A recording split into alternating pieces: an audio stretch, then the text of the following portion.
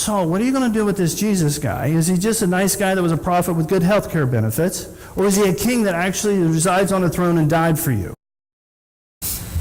Well, good morning, church. As we get started this morning in John chapter 18, we want you to pay attention to a short movie clip that you may recognize.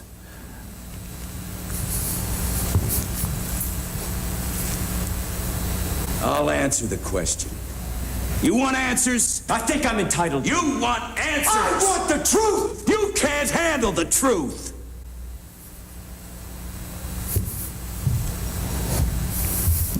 The truth. Can you handle it? Do you want it? How many people do we run across in life that say, I want the truth?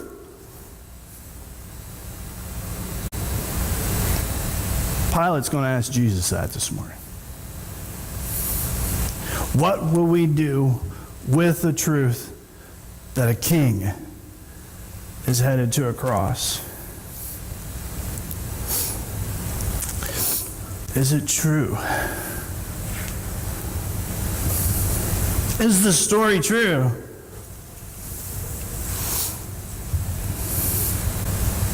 Did a king die? Or was it a really good prophet that liked people and got along well with others in large crowds and had a good social structure for being able to take care of the poor and the needy? That had the best health care system with no deductibles? We like that, Jesus. Are we willing this morning to consider that a king went to the cross? And as we go through our text this morning, I want you to pay attention to how many times the word king is used, how it is used, and how Jesus interacts with that. Pick up with me in John chapter 18, verse 28, if you would. John chapter 18, verse 28, picking up where we left off last week. Then they led Jesus from the house of Caiaphas to the governor's headquarters. It was early morning. They themselves did not enter the governor's headquarters so they would not be defiled, but could eat the Passover. So Pilate went outside to them and said, "What accusation do you bring against this man?" They answered him, "If this man were not doing evil, we would not even delivered him over to you." Pilate said to him, "Take him yourselves and judge him by your own law." The Jews said to him, "It is not lawful for us to put anyone to death." This was to fulfill the word that Jesus had spoken to show by what kind of death he was going to die. If you remember from last week that the guys and Jesus had pulled an all-nighter. John has slowed the narrative down to minute by minute, play by play. And what started last week with Peter denying Jesus 3 times was the Jewish side of the court. And this morning they're going to move Jesus over to the Roman court system.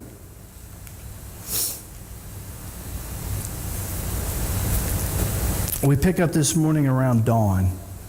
The Jewish leaders have taken Jesus to Pilate's headquarters, but they stay outside not to get branded unclean. This is some more John's dark humor. Here are the Jews doing this trial and staying outside of Pilate's house so they don't get unclean for the upcoming Passover feast. Not unclean since this railroad of a trial. Not wanting to be unclean, but using a Gentile to fulfill their goal of killing Jesus. So Pilate goes outside and asks, "What charges do you bring?" I'm sure if it was early in the morning, Miss Sue, somebody called you at 5:30. What are you doing? Frank would be out there like, "Bah!" So you can see Pilate, "What do you want? What are you doing? What charges do you bring?" And then the Jews, sarcasm. "If he wasn't guilty, we wouldn't be here." Then Pilate's, "Well, then you go try him." Why is it so important that Jesus be crucified? Because he said that would happen. What was the execution system if you were a Jew? Stoning. But in John 12:32 through 33, Jesus specifically says, "Hey, they're going to crucify me." So pick up in verse 33. So Pilate entered his headquarters again and called Jesus and said to him, "Are you the king of the Jews?" Jesus answered, "Did you say this of your own accord? Or did others say to you about me?" Pilate answered, "Am I a Jew? Your own nation and the chief priests have delivered you over to me. What have you done?" Jesus answered, "My kingdom is not of this world. If my kingdom were of this world, my servants would be here fighting, that I might not be delivered over to the Jews. But my kingdom is not from this world." Then Pilate said to him, "So you are a king?" Jesus answered, "You say that I am a king. For this purpose I was born, and for this purpose I have come into the world, to bear witness to the truth. Everyone who is of the truth listens to my voice." And Pilate said to him, "What is truth?" After he had said this, he went back outside to the Jews and told them, "I find no guilt in him. But you have a custom that I should release one man for you at the Passover. So do you want me to release to you the king of the Jews?" They cried out to him, "Not this man, but Barabbas." But Barabbas was a robber. So after meeting the Jews outside, Pilate brings Jesus inside, goes back inside to Jesus, and he privately interrogates him. Pilate asks him directly, "Are you the king of the Jews? Are you claiming to be the competitor for Caesar? Are you claiming something to which there's a death penalty for?"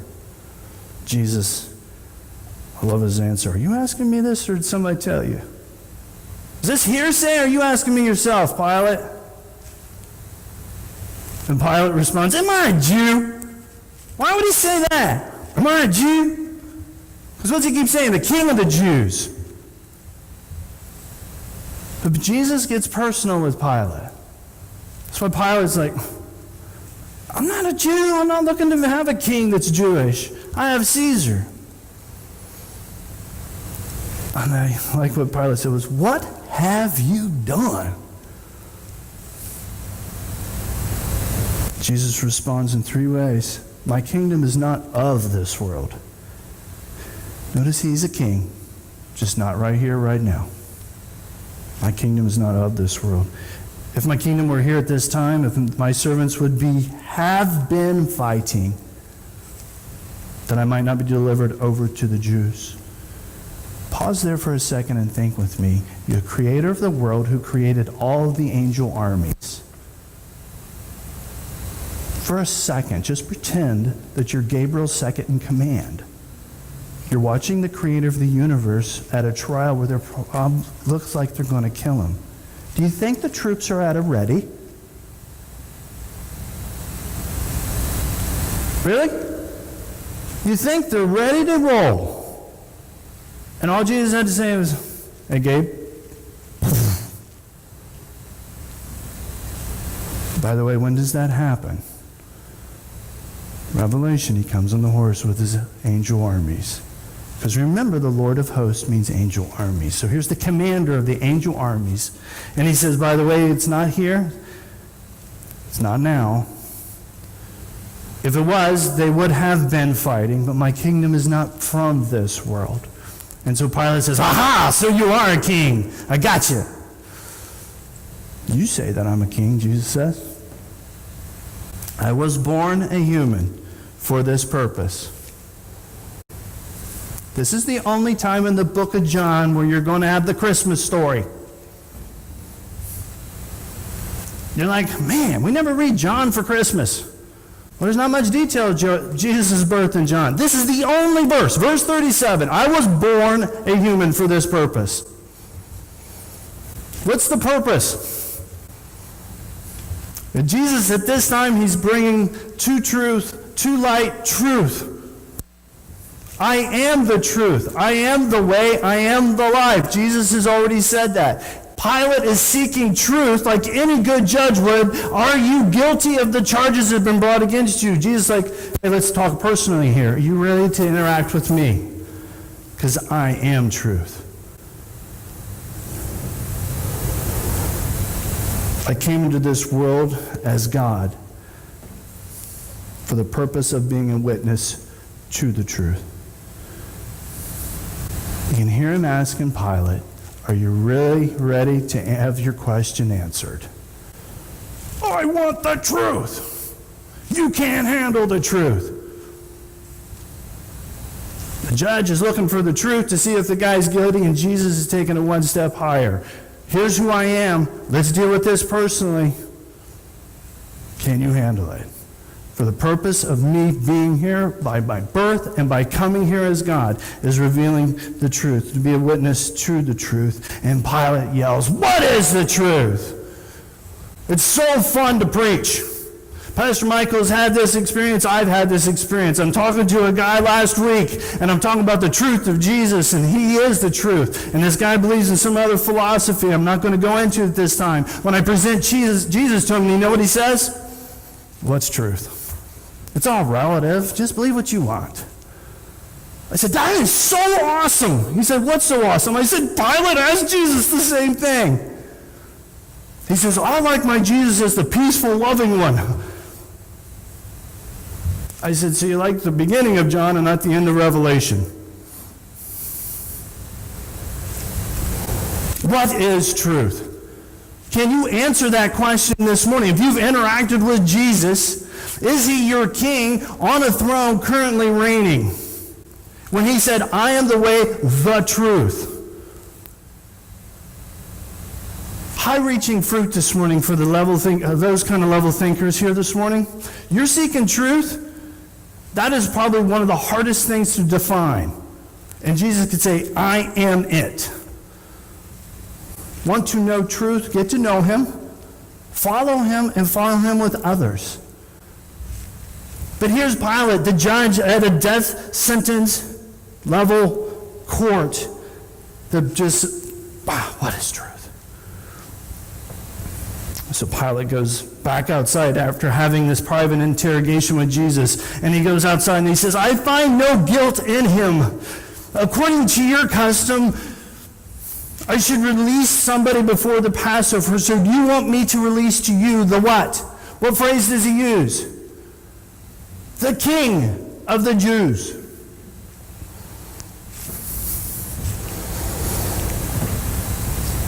They said no.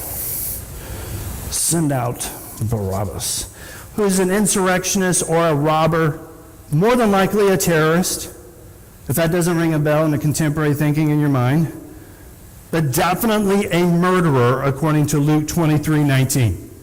So who do you want me to release to you? Send out Barabbas. And we read it this morning. We're starting in verse 1 of chapter 9. Let's begin the 6-hour King Truth trial.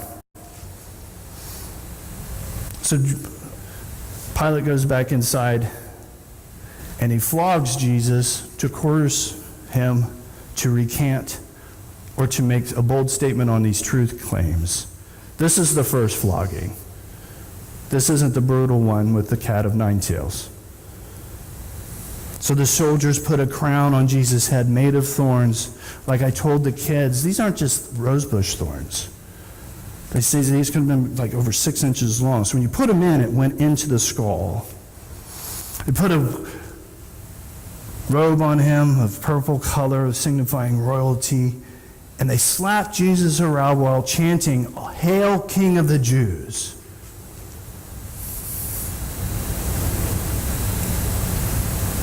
And Jesus remained silent.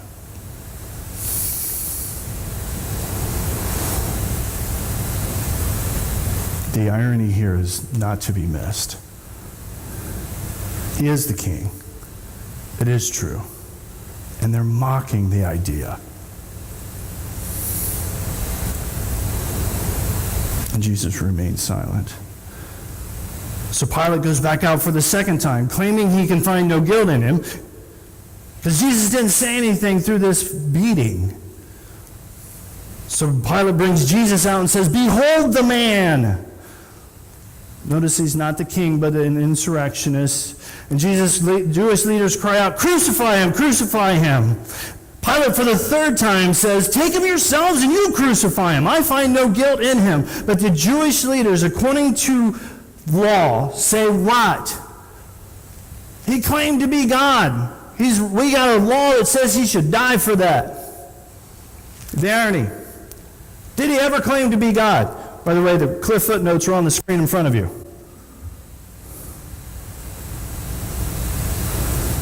There's four quick examples.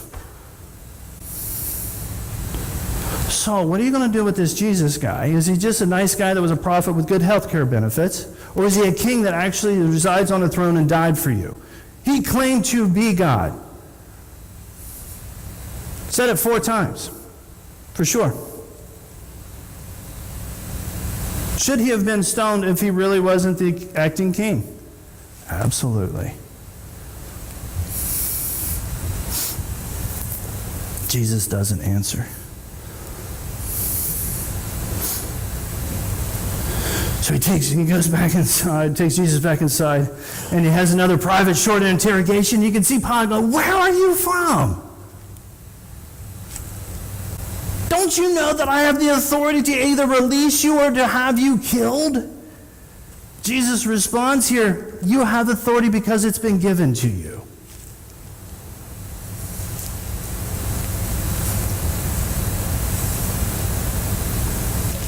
Pilate from here on sought to release Jesus, but the Jewish leaders outside say, "If you release Jesus, you're not Caesar's friend. For everyone who makes himself a king opposes Caesar." And they yell, "Crucify him! Crucify him!" So Pilate now goes into his formal judge mode and takes his seat in the official courtroom and yells, "Behold your king!" And the Jewish leaders yell, away with him, crucify him." Pilate yells, "Shall I crucify your king?" "We have no king but Caesar," yelled the Jews back. So verse 16 of chapter 19, Pilate pronounces the death sentence of crucifixion. The sentence is pronounced. We read this morning, and isn't it amazing how well it echoes Isaiah? Jesus carries his own cross to the execution site and is killed between 2 criminals. Pilate goes and posts Jesus' death sentence.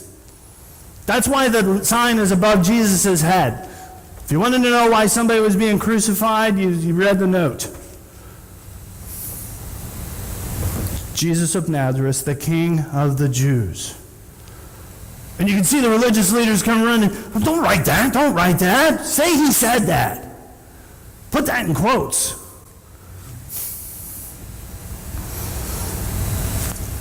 "I have written what I have written." Pick up with me in verse 28 of chapter 29, or chapter 19.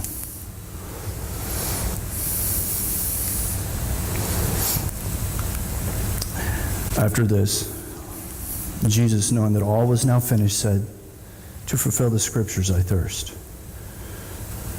A jar full of sour wine stood there, so they put a sponge full of sour wine on a hyssop branch and held it to his mouth. When Jesus had received the sour wine, he said, "It is finished." And he bowed his head and gave up his spirit. Since it was a day of preparation, and so the bodies would not remain on the cross on the Sabbath, for the Sabbath was a high day, the Jews asked Pilate that their legs might be broken, that they might be taken away. So the soldiers came and broke the legs of the first and of the other who had been crucified with him. But when they came to Jesus and saw that he was already dead, they did not break his legs. But one of the soldiers pierced his side with a spear, and at once there came out blood and water. He who saw it has borne witness. His testimony is true. He knows that he is telling the truth, that you may also believe. For these things took place that the scripture might be fulfilled. Not one of his bones were broken. And again, another scripture says, "They will look on him whom they have pierced." Fulfillment. The king had to die. Remember our cue from John 12, 32 through 33, that Jesus said, "Here's how I'm going to die. Not by stoning, but by crucifixion." Psalm 22, verse 18, foretold the fact that the soldiers would gamble for his clothes. Psalm 69:21 said they would give him sour wine to drink. Exodus 12:46 says, the Passover lamb, you shall never break any of its bones. And in Zechariah, that Israel would look upon whom they had pierced. He had to die. John pans back here in the narrative and says, you all know this. We've been talking about this for a long time. That's why when we read Isaiah this morning, it's as if Isaiah was right there, got the perfect picture of what was going to happen to Jesus on the cross, and zooms back in time and writes it then.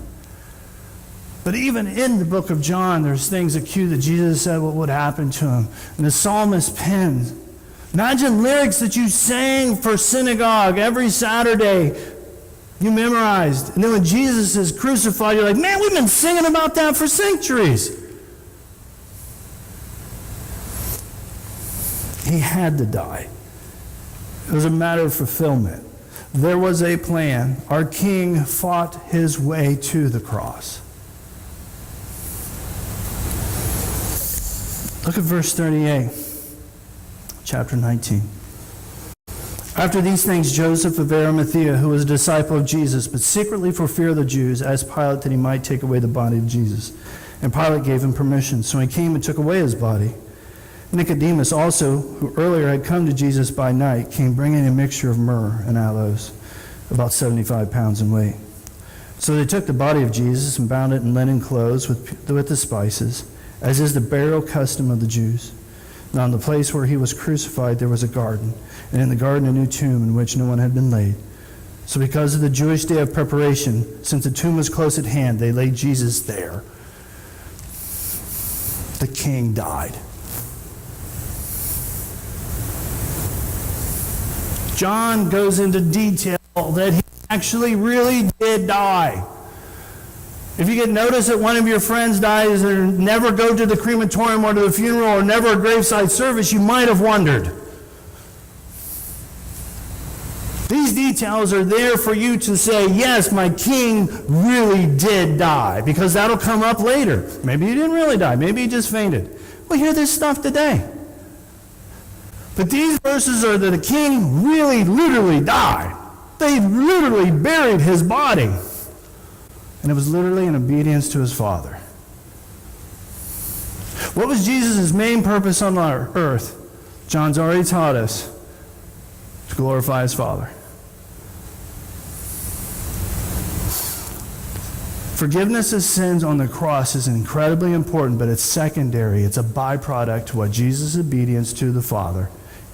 Forgiveness of sins isn't the main thing.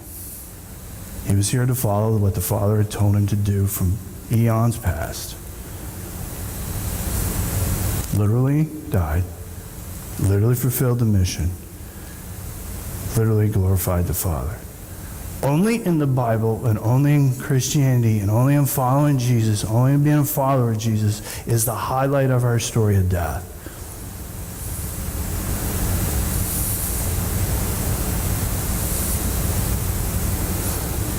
But it literally did happen. Is it true? Did a king die?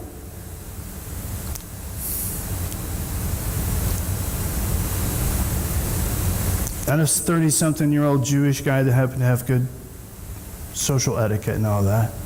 Or was he literally the king? Look in the text. How many times did it hit you today? Mark in your Bible, read it back through, and put a little asterisk next to every time the word king is put in there. The cool thing is that the Christmas season we went through, wow, there's a promise of a coming king. Right in the middle of the crucifixion story, there's the idea of a king. And we have the judge saying, I want the truth. Can you this morning handle the truth? Is it true that it was a king who died? And the good news is he's going to raise from the dead. And the great news is he's promised to come back again. It is. It is true. The king really did die. Are you Pilate this morning? What is the truth? I like my potluck Christianity. I can get a little bit of good over here, and I get a little good over here, and I can eat at the smorgasbord and all kinds of spiritual stuff. If you eat what you want to, and we can get along just great.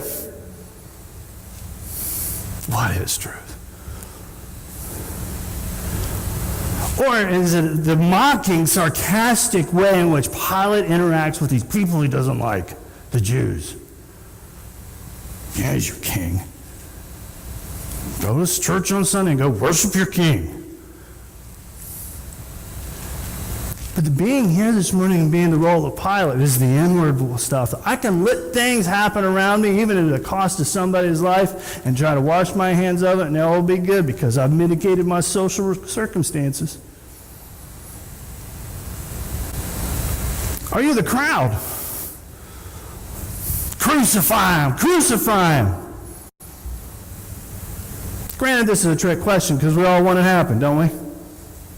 Because in our own way, we cannot earn our own salvation to deal with our own sin problem.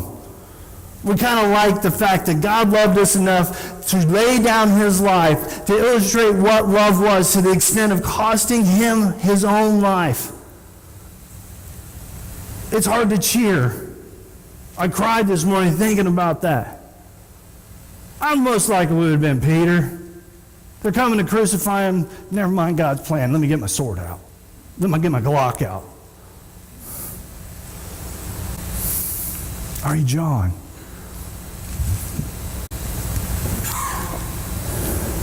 Because John puts a little something in the text that I read over quickly. He says in verse 35, he who saw it has borne witness.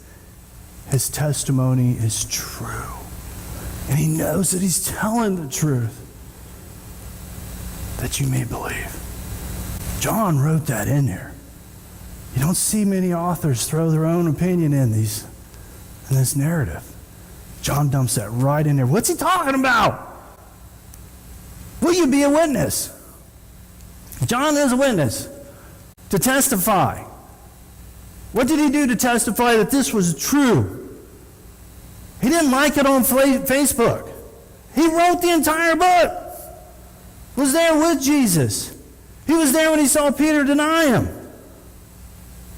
He hasn't got to the resurrection yet, and he says, I saw with my own eyes. So this week, will you be a witness to what Jesus has done in your life? Will you testify that it is true? Take that now. Don't add to the smorgasbord of spiritual flavors. But say, Jesus said some crazy stuff about himself. I am the only way, the only truth, and the life. Will you testify to the truth and take that bold stance of saying, I may not comprehend it completely, but I know what the truth is, and I know who he is. And will you be a witness or testify to that? Because John says, his testimony is true. And I know that I'm telling the truth. Why? That you may believe. Us, the readers. It's one thing to throw a tract out. It's one thing to be able to say, Miss Sarah, here's some truth. I bring my wheelbarrow up to you, and I dump it on you, and I run. You got somebody at the social club where you're hanging out, Miss Joan, and you're like, oh, I'm going to share Jesus. Pastor Todd said something about it. So you run up to him and throw a bunch of Bible on him, and then run. That they may what? Sustain the avalanche of your temporary evangelism. Huh? They may what? What's the word? Say it out loud to help me here. Believe. This word is a big deal. To interact with truth, to have faith in it, to put all the weight of your spiritual sustaining of your life now and into the future on this idea of truth. In America today, on a college campus in downtown Ocala, or in the woods mountain biking, this is a crazy idea. You got singular truth that I can know and that I can believe in? Yes. Move it from the page of social media to the page of relationship to people on people in time to be able to share it. Will you do it this week? Will you be John?